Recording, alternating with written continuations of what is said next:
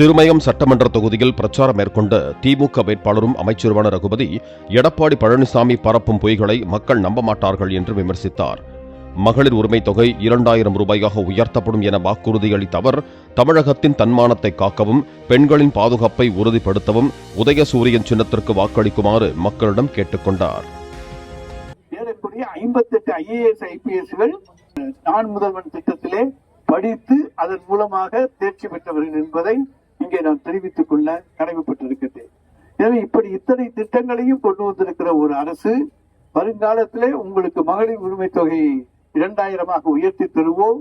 அதே போல முதியோர் உதவித்தொகை 2000, அதே போல மாற்றுத்திறனாளிகளுக்கான உதவித்தொகை 2500, அத்தோடு இல்லாமல் காலை உணவு திட்டம் 1 முதல் 5 வகுப்பு வரை இருப்பது 8ஆம் வகுப்பு வரை விரிவுபடுத்தப்படும்.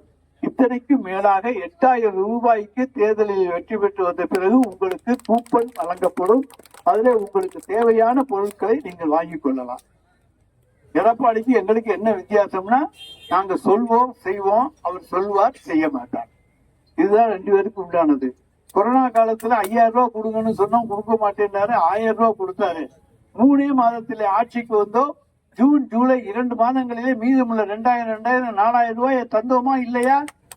அப்ப எடப்பாடி நிர்வாக திறமை இல்லாதாலே அவராலே தர முடியவில்லை. அடுத்து வந்து நாங்கள் 3 மாதத்திலேயே உங்களுக்கு 4000 ரூபாயை தந்திருக்கிறோம். இப்பொழுது மொத்தமாக கையிலே 5000 ரூபாயை தந்திருக்கிறோம். இப்படி தர முடிகிற ஆட்சியாக எங்களுடைய நிர்வாக திறமையாலே இன்றைக்கு தந்து கொண்டிருக்கின்றோம்.